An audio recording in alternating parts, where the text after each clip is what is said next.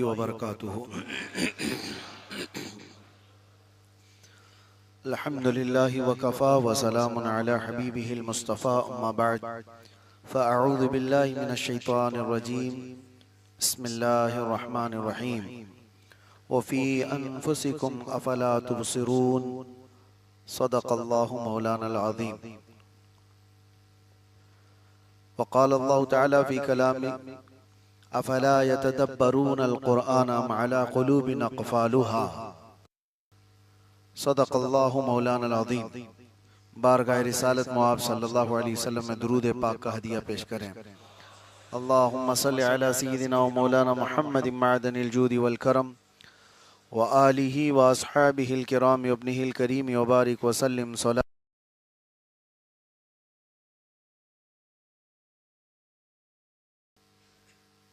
जो ताक रातों की हमारी महफिलें हैं उसमें से आज ये आखिरी ताक रात है, 29वीं शब है।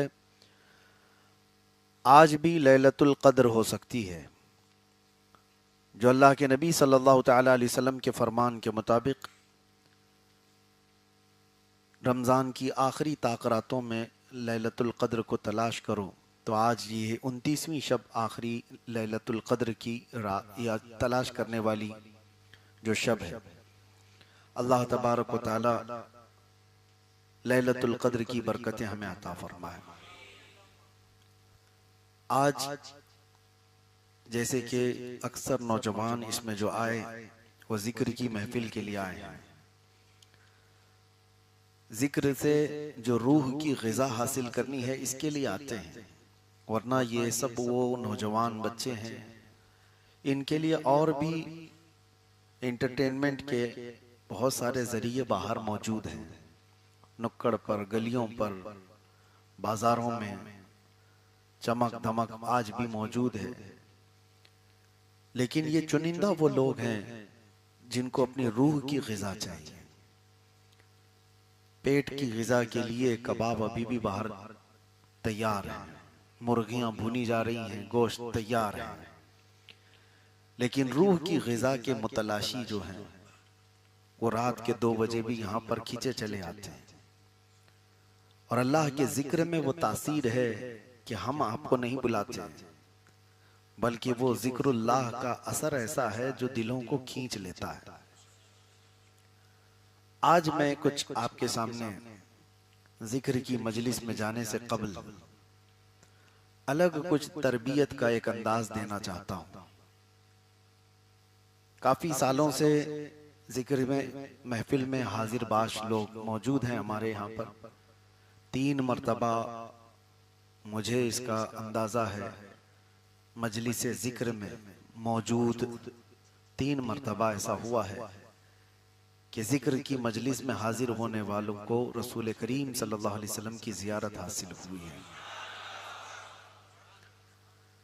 मैं शायद इसको मदीना जामा मस्जिद में जिक्र की एक महफिल में ऐलान भी किया था कि हम हल्का जिक्र जब कायम करते थे तो राउंड खड़े होते थे और बुजुर्गाने दीन के दिए हुए इन मामूलात पर हम अमल करते थे। एक जिक्र जो है ला इलाहा इल्लल्लाह जो अभी आप करते हैं उसको एक अलग अंदाज से किया जाता था, यानी अपने हाथ को कुल्हाड़ी बना करके, जैसे कोई लकड़ियां काटता है या तलवार बना करके उसको यूं घुमाता था और नीचे मारता था। किसी को मारना नहीं होता है, लेकिन ला इलाहा इल्लल्लाह शायद पहले जिक्र करने वाले लोग इसमें मौजूद होंगे, वो जानते हैं। और उसमें तसव्वुर ये करना होता था कि मेरे जितनी बुराइयां हैं और जो भी कुफ्र और शिर्क है सब मेरे सामने है और मैं ला इलाह की ज़र्ब से उसे मार रहा हूं। ला इलाह की कुल्हाड़ी से मैं वो मार रहा हूं ताकि मुझसे ये सारी बुराइयां दूर हो जाएं, वो खत्म हो जाएं। उसका असर है। बुजुर्गाने दीन ने जो काम किए ना, उन कामों में कोई ना कोई हिकमत होती है, वरना यूं ही सफा मरवा पे नहीं दौड़ाया जाता था। दौड़ना भी कोई इबादत है।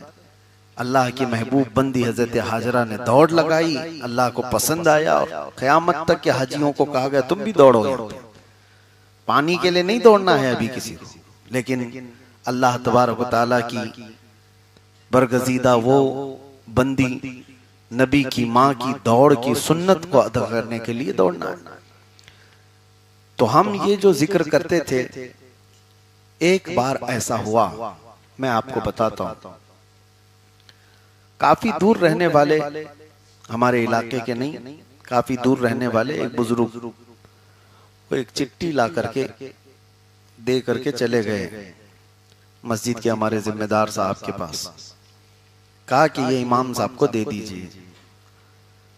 तो उन्होंने कहा कि ये किसी को नहीं बताना, सिर्फ इमाम साहब का है। तो उस वक्त हम इमाम हुआ करते थे। तो चिट्ठी जब मेरे पास आई तो मैंने पढ़ा, उसमें जो बात थी वो आज मैं आपके सामने शेयर कर रहा हूं कि उसमें ये लिखा था उस साहब ने कि मैंने मुसलसल 3 बार ख्वाब में देखा,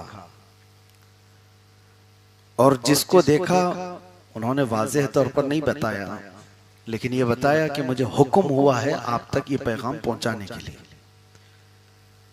कहा वो रसूल करीम सल्लल्लाहु तआला अलैहि वसल्लम की तरफ से फरमान है, और वो मैं नहीं जानता उनको, और आज तक भी नहीं देखा मैं, हमारी कभी उनसे मुलाकात नहीं। जो उन्होंने चिट्ठी दी, कहा कि मुझे ये पैगाम पहुंचाने का हुक्म दिया गया, और एक बार नहीं कई बार, और मैं दे करके जा रहा हूं। आप तवज्जो से सुने, इसको समझ में आए। उसमें लिखा ये था कि सुना है आप अपनी मस्जिद में हल्का जिक्र लगाते हैं, और बहुत सारे लोग उसमें जिक्र में शामिल होते हैं, और आप कोई ऐसा जिक्र करवा रहे हैं जिसमें लोगों को हाथ तलवार बना करके ज़र्ब मारने का हुक्म देते हैं, और आप तसव्वुर ये कराते हैं कि सामने आपके कुफ्र और शिर्क है और तमाम बुराइयां हैं। यही हुआ करता था, उसमें लिखा हुआ था कि आप ये करवाते हैं, लेकिन मुझे ये पैगाम पहुंचाने का हुक्म हुआ कि आपके हल्के जिक्र में कुछ ऐसे लोग हैं जिनकी आपस की किसी से दुश्मनी है मुसलमानों में से ही, तो वो अपने सामने अपने दुश्मन का तस्वुर करके उसको मार रहे हैं। ये तो हमारे वहम गुमान में भी नहीं था, कभी हमने सोचा भी नहीं था। उस चिट्ठी में मौजूद था, कहा कुछ लोग ऐसे हैं जो अपने दुश्मनों का तस्वुर करके उन पर ला इलाहा इल्लल्लाह की ज़र्ब लगा रहे हैं, और ये अच्छा नहीं है कि ला इलाहा इल्लल्लाह की ये ज़र्ब किसी मुसलमान को मारने या उससे बदला लेने के लिए इस्तेमाल कर रहा हो कोई। आप इसकी तंबीह करें। उसके बाद याद होगा लोगों को कि मैंने ऐलान भी किया था कि ये जो तस्वुर है खालिस आप अल्लाह की रजा के लिए अपनी बुराइयों को खत्म करने के लिए करें, ना कि किसी दुश्मन का तस्वुर करके। बहरहाल ये बात आई और गई। फिर उसके बाद एहतियात इसी में था कि हमने उसको रोका। वैसे भी जगह की किल्लत होती चली गई, हल्का इतना ज्यादा होता था कि फिर वो हाथ बनाने वाला सिस्टम ही नहीं होता, क्योंकि आगे पीछे होते लोग बिल्कुल। लेकिन एक बात ये समझ में आई कि जो भी गलत कर रहा था और उसकी इस्लाह हुई होगी, हमने ऐलान किया है या जैसा भी, लेकिन साथ में ये समझ में आया कि हमारा हल्का जिक्र ऑब्जर्वेशन में तो है, निगाहों में तो है। उस दिन जो मैं पढ़ा था वो चिट्ठी तो मेरे रोंगटे खड़े हो गए थे। जिन्होंने ये लिख करके दिया या पहुंचाया वो जानते भी नहीं, हमारे मोहल्ले की भी नहीं और ना मेरी कभी मुलाकात, लेकिन उसके गवाह जिनके पास आई थी वो भी हैं, वो भी जानते हैं। लेकिन मेरे अजीजों, उसी दिन से हमने ये महसूस किया कि ये कोई हल्की फुल्की महफिल नहीं है, ये वो महफिल है इसमें जितने लोग आते हैं किसी एक का दिल तो रोता होगा। सब चीखते हैं, चिल्लाते हैं, सब रोते हैं, लेकिन किसी एक के आंसू तो ऐसे होंगे जो टूटे हुए दिल के साथ होंगे, गहराई से निकले होंगे। और इसीलिए एक बुजुर्ग हैं मिस्र के, जिन्होंने मुझे इजाजत दी थी और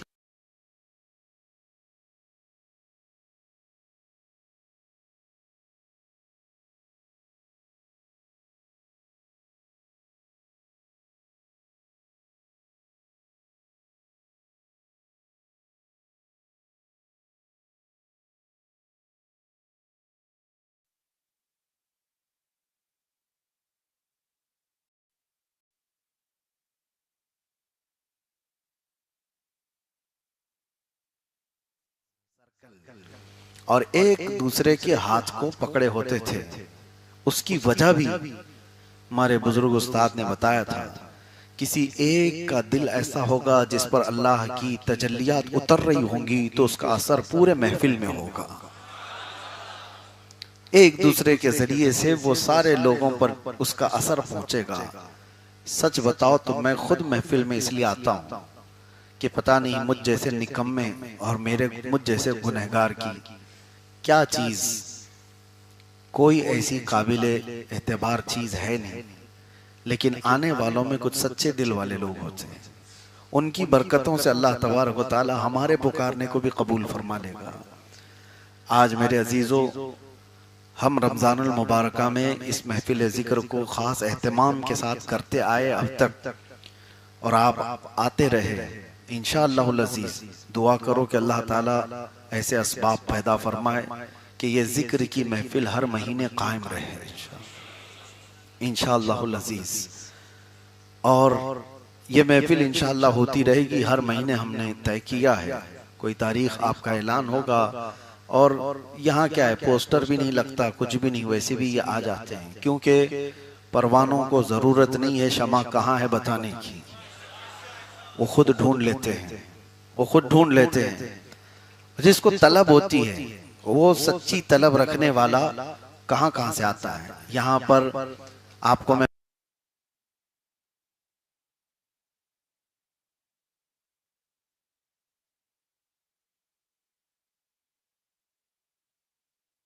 पहले खबर मिलती है, उसके अलावा हमारे यहाँ पहले से ऐलान करने का कोई सिस्टम नहीं है, पहुंच जाते हैं। ये वो लोग हैं जिनके मुतालिक फरमाया गया कि अल्लाह तबारक व तआला जब किसी के साथ भलाई का इरादा फरमाता है तो उसे अपने घर की तरफ का रास्ता दिखा देता है।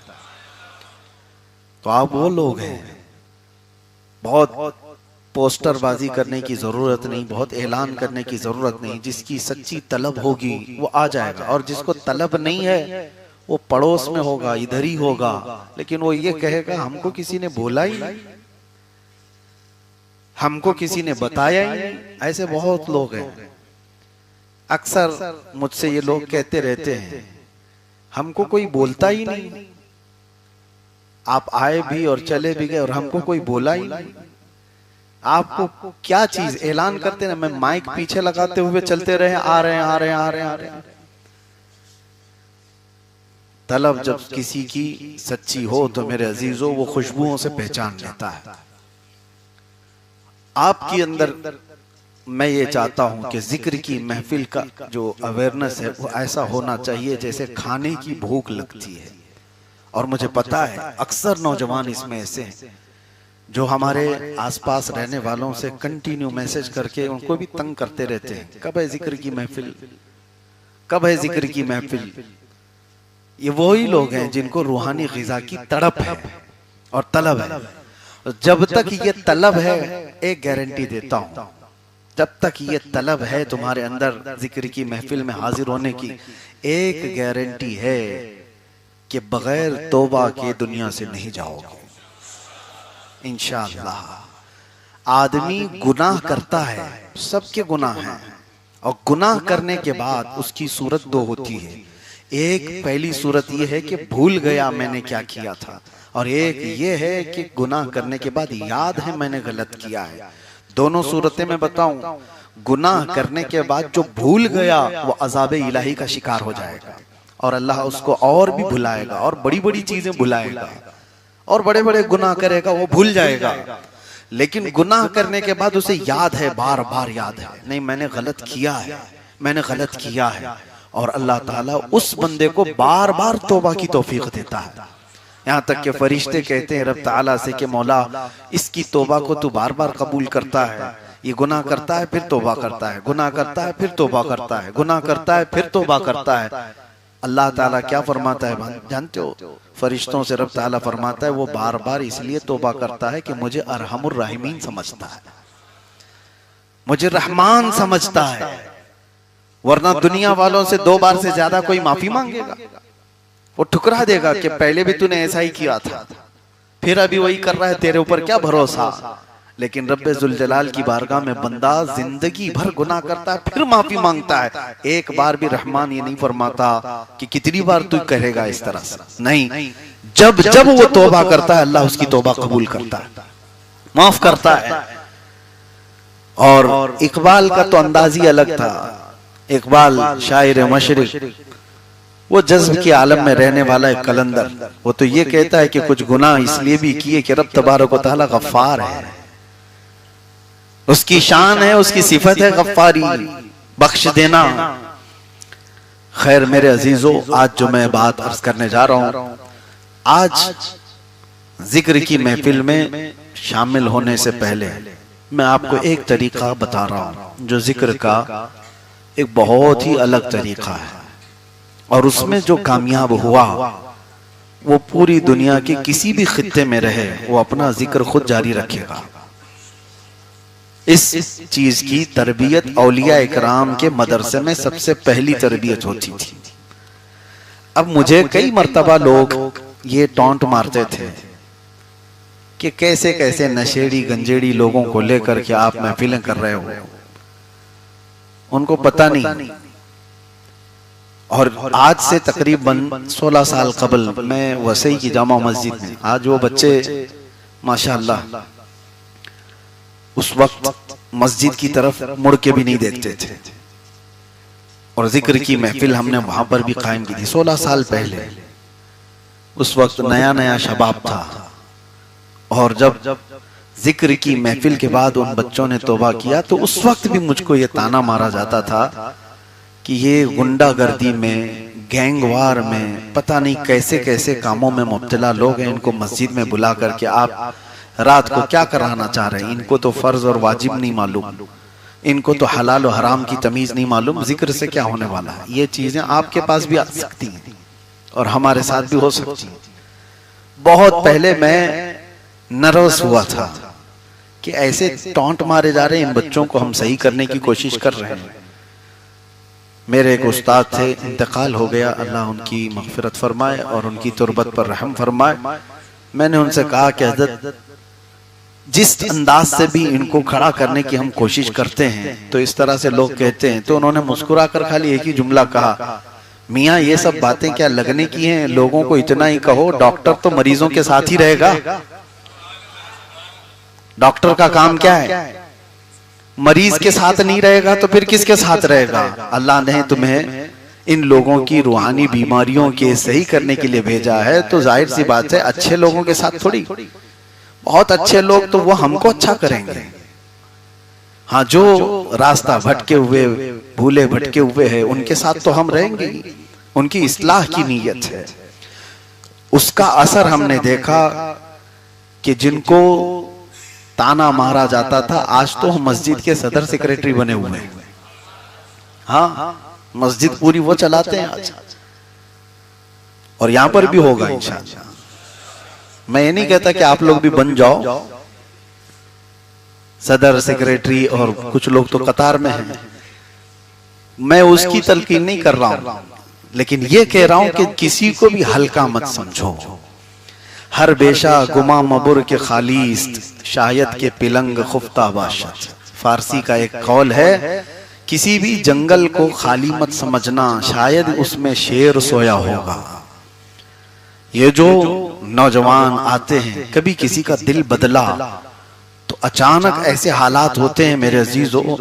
फुज़ैल बिन अयास बगदाद के एक ऐसे डाका जनी करने वाले शख्स का नाम जो पूरे पूरे काफिले को एक आवाज में लूट लेते थे, और गैंग थी बड़ी, बहुत उनका खौफ ऐसा था कि जो काफिला वहां से गुजरता था वो रास्ता मोड़ ले या फिर कुछ कर ले, बचने के लिए बहुत कोशिशें होती। लेकिन एक बार ऐसा हुआ, फुजैल बिन अयाज सरदार है डाकुओं का, ऊंट पर जाने वाला काफिला, एक कारी कुरान को बिठा करके वो लोग चल रहे थे और कारी कुरान ऊंट पर बैठकर निहायत ही सुरीली आवाज में क़िरात कर रहा था। सूरह हदीद की आयत थी, अलम यअनि लिल्लज़ीना आमनू अन तख़शअ क़ुलूबहुम लिज़िक्रिल्लाह। कारी कुरान ये कह रहा था, क्या ईमान वालों को अभी वो वक्त नहीं आया कि अल्लाह के जिक्र से उनके दिल हिल जाएं। बस इतनी आयत थी, फुजैल बिन अयाज के कानों में पड़ी, तलवार हथियार सब फेंक दिया और जोर जोर से चीखने लगे, आना लना रब्बना, आना लना रब्बना, ऐ मेरे रब वो वक्त आ गया है, ऐ मेरे रब वो वक्त आ गया है। सारे डाकू परेशान थे कि सरदार का क्या हाल हो गया। सरदार ने सबको मुखातब करके कहा कि ये देखो अल्लाह का कलाम पुकार रहा है हमारे दिल पर, ये क्या अभी ईमान वालों को वो वक्त नहीं आया कि गुनाह छोड़ दें और उनका दिल अल्लाह के खौफ से लरस जाए, अल्लाह के जिक्र से तड़प जाए। आओ, सारे लोगों को एक साथ मिला करके उन्होंने तौबा की। फिर वक्त ऐसा आया कि फुजैल बिन अयाज बगदाद के कुतुब बनाए गए थे। बगदाद के कुतुब थे वो और बड़े औलिया कामिलीन में से हैं हजरत सैयदना फुजैल बिन अयाज। और वो था क्या पहला काम, चोरी करना, डाका जनी करना, काफिलों को लूटना। मेरे अजीजों, किसी को हल्का ना समझो। रब तबारक व तआला जब किसी को हिदायत देता है तो किस जगह से उसे उठाता है अंदाजा भी नहीं। और हो सकता है हम इसी नीयत से महफिलों में आते हैं कि रब तबारक व तआला अगर करम फरमा दे तो इसमें से किसी के दिल को चुन ले, और वो एक दिल इतना मुनव्वर।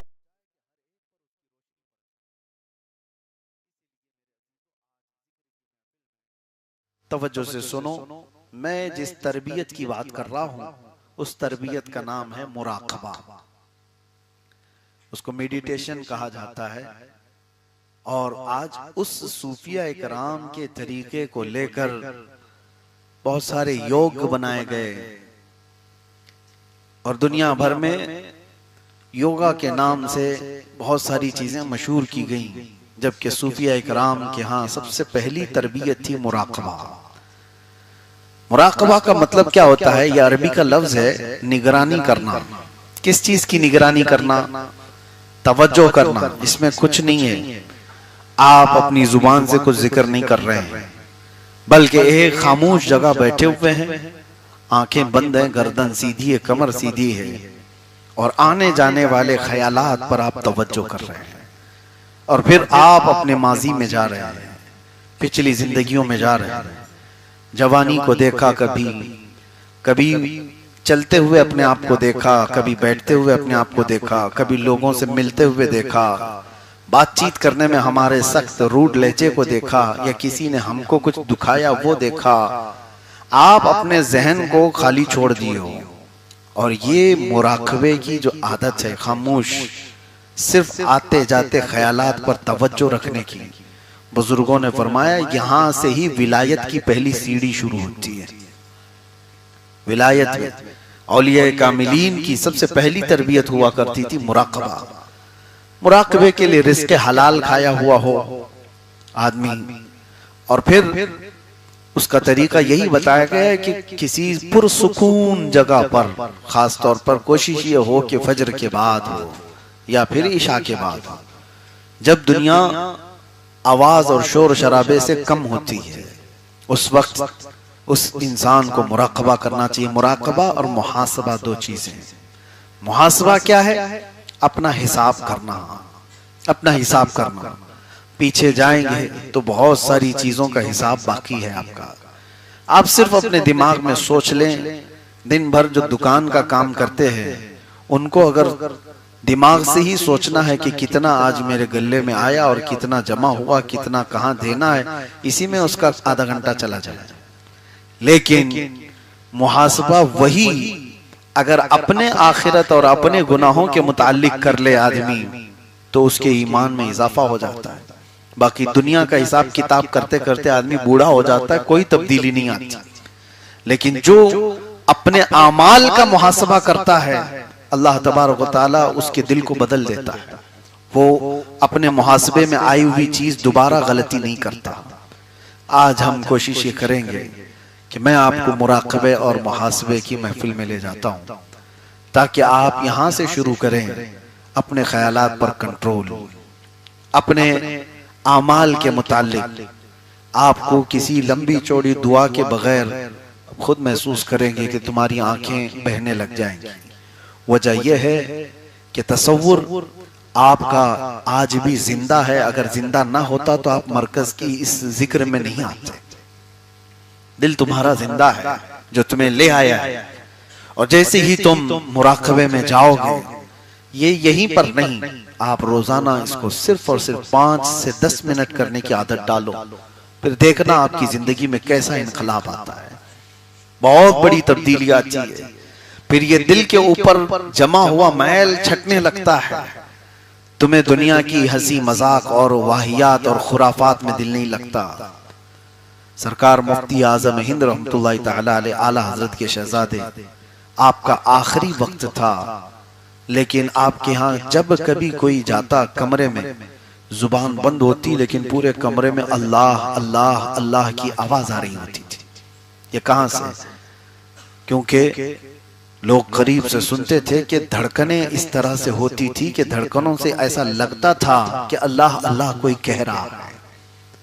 ये वो लोग हैं जिन्होंने दिल को पाबंद बना दिया मुराकबे और मुहासबे से, और आपके लिए नामुमकिन चीज नहीं।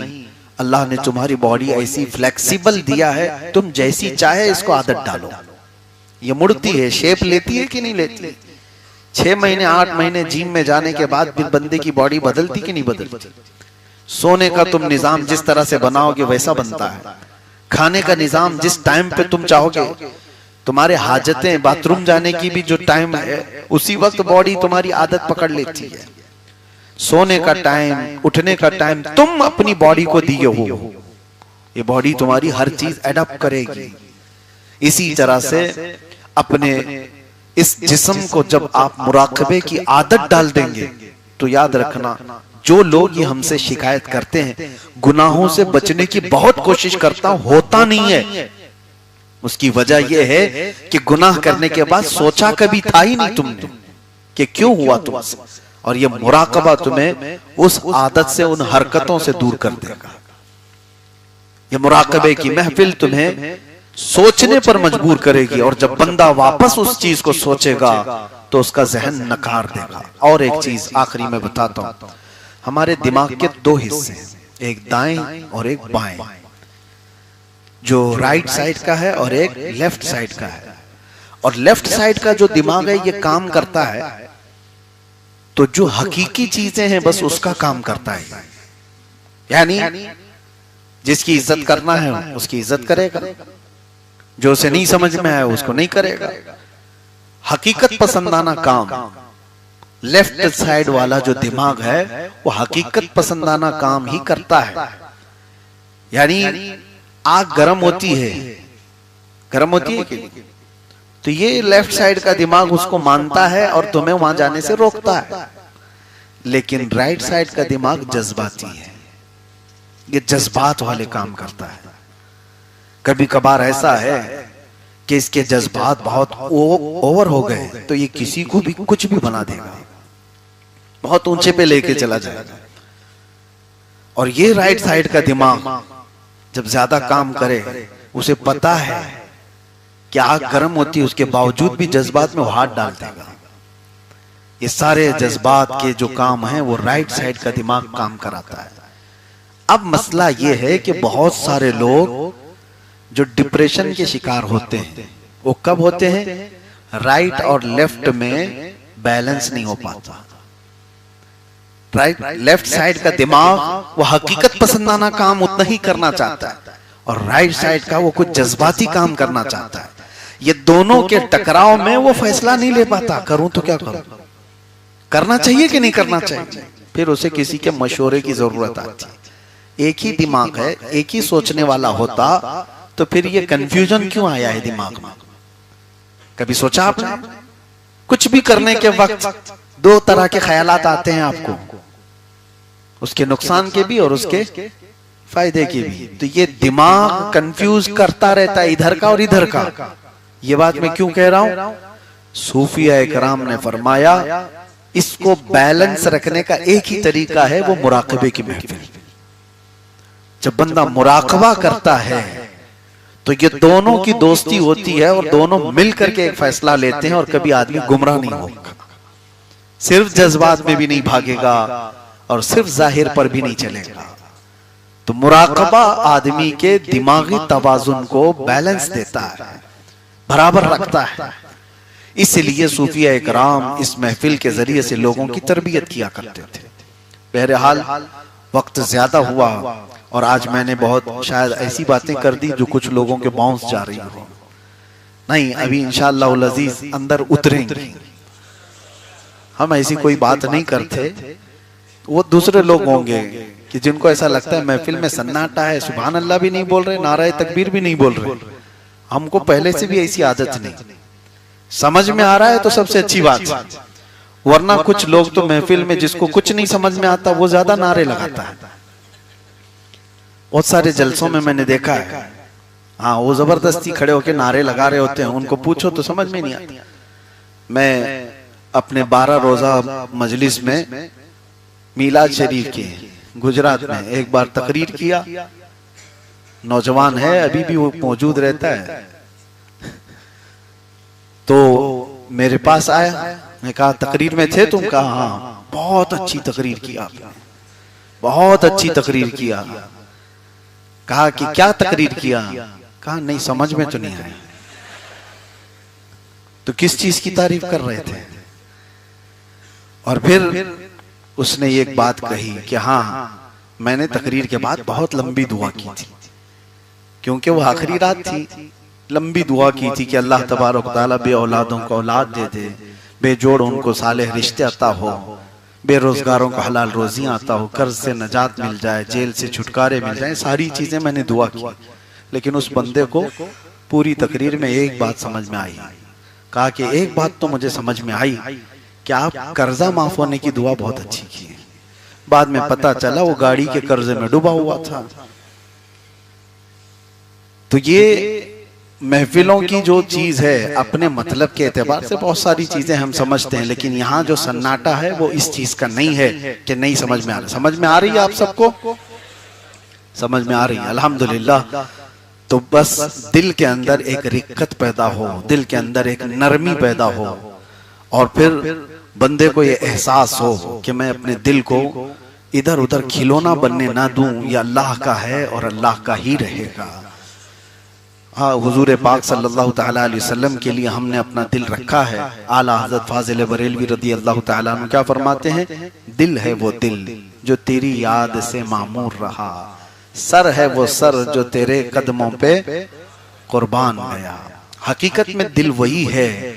और बुल्ले शाह मियां रहमतुल्लाह तआला अलैह बड़े सूफी बुजुर्ग थे, कहते हैं कि जिस दिल में अल्लाह की मोहब्बत नहीं होती उस दिल के अंदर कुत्ते बसते हैं। और हकीकत है, कुत्ते ही रहते हैं उन दिलों में, सिर्फ दुनिया, सिर्फ दुनिया, सिर्फ दुनिया। तो दुनिया, हुजूर फरमाते हैं अद्दुनिया जीफतुन व तालिबुहल किलाब, दुनिया मुर्दार है और उसका तलब करने वाला कुत्ता है। दुनिया मुर्दार है, उसका तलब करने वाला कुत्ता है। इसलिए कि कुत्ता ही एक ऐसा जानवर है जो मुर्दा पूरा खाना चाहता है, वो चील कौवों को नहीं देना चाहता, वो अपनी बिरादरी को भी नहीं पसंद करता, दूसरा कुत्ता आए तो उसे भी भोंकता है। तो दुनिया के तलबगार की ऐसी आदत होती है, वो अपने सगे भाई को भी हिस्से में नहीं लेना चाहता। बहरहाल अपने दिल की इस्लाह के लिए